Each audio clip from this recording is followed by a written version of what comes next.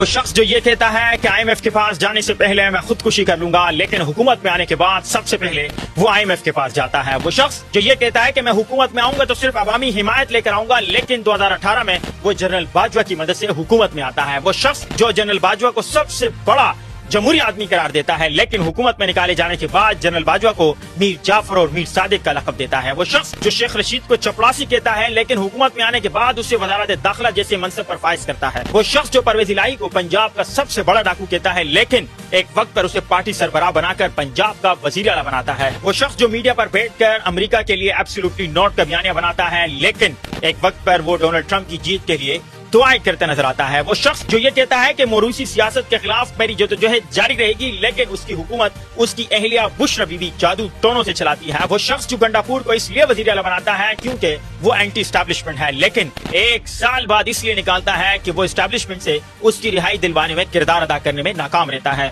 وہ شخص جو MQM کو دہشت گرد جماعت کہتا ہے، لیکن حکومت انہی کے ووٹوں سے بناتا ہے، پھر انہی دہشت گردوں کو نفیس لوگ قرار دیتا ہے۔ وہ شخص جو حکومت میں آنے سے پہلے یہ کہتا ہے کہ میں میٹرو نہیں بناؤں گا، یہ کھٹارا بس میرے حکومت میں نہیں بنیں گے، لیکن خیبر پختونخوا میں آنے کے بعد اس جیسا ناکام منصوبہ جو آج تک چل رہا ہے وہ بناتا ہے۔ وہ شخص جو یہ کہتا ہے کہ آزاد امیدواروں کی حمایت حاصل کرنے سے اگر میں وزیر اعظم بنتا ہوں تو میں کبھی نہیں بنوں گا، لیکن وزیر اعظم بننے کے لیے وہ ہیلی کاپٹر کا بھرپور استعمال کرتا ہے۔ وہ شخص جو وزیر اعظم بننے سے قبل یہ کہتا ہے کہ میں وزیر اعظم ہاؤس پیدل جاؤں گا، میں وزیر اعظم ہاؤس بغیر سیکیورٹی کے سائیکل پر جاؤں گا، لیکن جیسے ہی وہ وزیر اعظم بنتا ہے اس کے فوری بعد وہ ہیلی کاپٹر کا استعمال بھی کرتا ہے، وہ شاہانہ پروٹوکول بھی لیتا ہے۔ جو یہ کہتا ہے کہ وزیر اعظم بننے کے بعد سب سے پہلے میں وزیر اعظم ہاؤس کو گراؤں گا، میں تمام تر گورنر ہاؤسز کو گراؤں گا اور وہاں جامعات بناؤں گا، لیکن جیسے ہی وہ وزیر اعظم بنتا ہے وہاں پر سب سے پہلے بینز اور وہاں سے گاڑیاں بیچنے کا کام شروع کر دیتا ہے۔ اب آپ بتائیں کیا یہ شخص ذہنی مریض نہیں؟